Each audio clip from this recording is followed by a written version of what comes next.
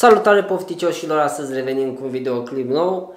Astăzi am ales să fac un videoclip la una dintre sugestiile pe care le-am primit de la unul dintre abonați. Așa că o să vă las comentariul undeva aici, o să-l pun la editare, pentru că acum nu am cum să vă vi-l arăt. Și hai să începem. Ce am ales să fac astăzi? Astăzi am ajuns iară la mall și am hotărât să iau un gyros de pui. Hai să vedem. Să iau un gyros de undeva din București, dar deoarece nu pot să ajung că nu sunt din București, așa că am ales să fac unul de la mine din oraș, pentru că doar ce s-a deschis un restaurant, așa că haideți să vedem ce și cum. Restaurantul se numește Yanis Greek Grill. Bun, furculița asta nu, sau hai că o folosim pe aceasta, să vedem și cât a costat. Dau punga deoparte. Și am cumpărat pe lângă, separat, am cumpărat și un Pepsi. Am zis că tot am încercat o altă marcă, așa că hai să mai încercăm și asta. Și gyrosul a costat 28 de lei. Bun, pun undeva aici. Hai să începem să degustăm, să mâncăm. Să vedem cum e.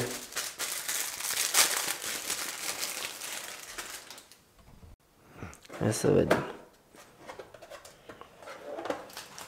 Așa arată. Arată destul de bine. Eu am mâncat foarte mult mâncare grecească, pentru că am fost undeva la 2 ani de zile în Grecia, în insula Creta.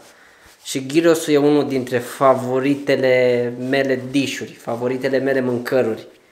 Așa că o să fac comparația cum e în România și cum e acolo. Să vedem. Bineînțeles, o să încerc să-mi aduc aminte, pentru că a trecut ceva timp de când am plecat din Grecia. Și înainte să începem să degustăm, vreau să vă rețin 30 de secunde. Mulți m-au criticat și au spus în comentarii că copiez o anumită persoană. Da, într-adevăr, modul de filmare este la fel, foarte mulți fac pe YouTube același lucru și filmează la fel, dar asta nu înseamnă că copiezi o persoană. Probabil m-am inspirat și am văzut și în America se filmează ceva asemănător. Și am zis să încerc și eu, pentru că în ziua de azi, în 2021, nu mai este ceva original, să fie personal ideea ta. Ori ai văzut-o undeva în trecut, ori în prezent. Vă mulțumesc tuturor cei care mă susțin și cei care nu mă susțin, dar cei care nu mă susțin, dacă nu vă place, nu trebuie să înjurați în comentarii sau ceva de genul, aveți funcția dislike. Asta am avut de spus, dacă apreciați aveți funcția like sau dislike. Așa că hai să începem. Și cam așa arată gyrosul. Avem două feliuțe de lipie, care arată așa. Gyrosul, bineînțeles, de pui. Sălățică, bine, salată, văd că nu are ulei, nu are sare, nu are nimic.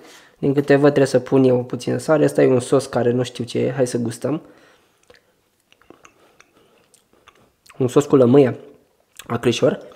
Și ăsta probabil e tzatziki. Gust asemănător ca în Grecia. Hai să încerc salata, să vedem dacă lipsește ceva. Da. Și salata e foarte amară. Asta nu-mi place. Salata foarte, foarte amară. Hai să încercăm carnea, să vedem. Dar salata nu. Nu vă recomand.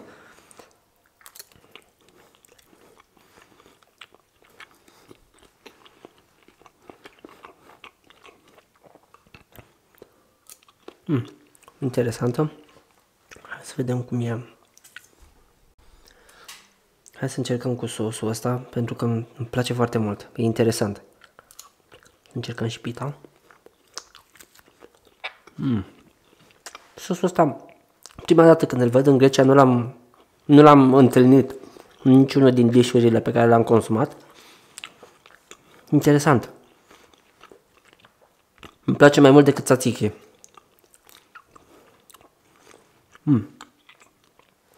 Bun, carne asemănătoare ca în Grecia. Probabil puteau să pună un pic mai mult condiment, dar este bună.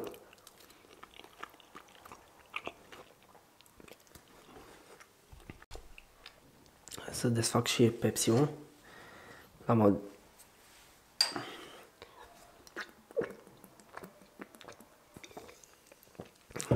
Bun. Asta e un gyros foarte bun. Au și la Spartan au gyros. De ce să zic, nu l-am încercat încă, dar o să-l încerc și de acolo. O să facem un filmuleț și de acolo. Hai să încercăm și cartofii, să vedem cum sunt. Cu foarte mult tzatziki.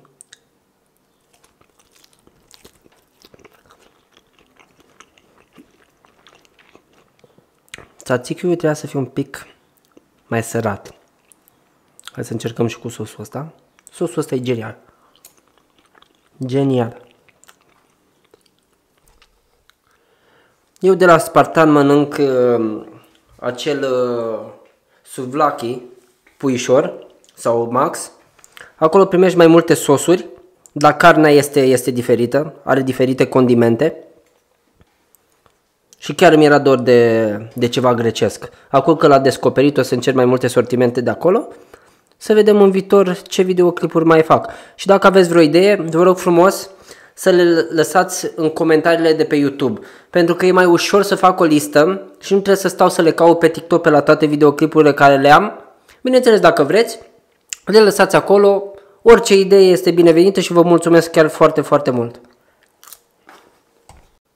Într-un cuvânt vă recomand tot ce e de aici, în afară de salată. Și încă o dată mulțumesc celui care mi-a dat această idee. Și asta a fost pentru astăzi. Vă aștept pe canalul meu cu o abonare, un like sau un dislike. Și bineînțeles cu o distribuire m-ar ajuta foarte, foarte mult. Ce pot să zic? Poftă bună și ne vedem cu următorul filmuleț.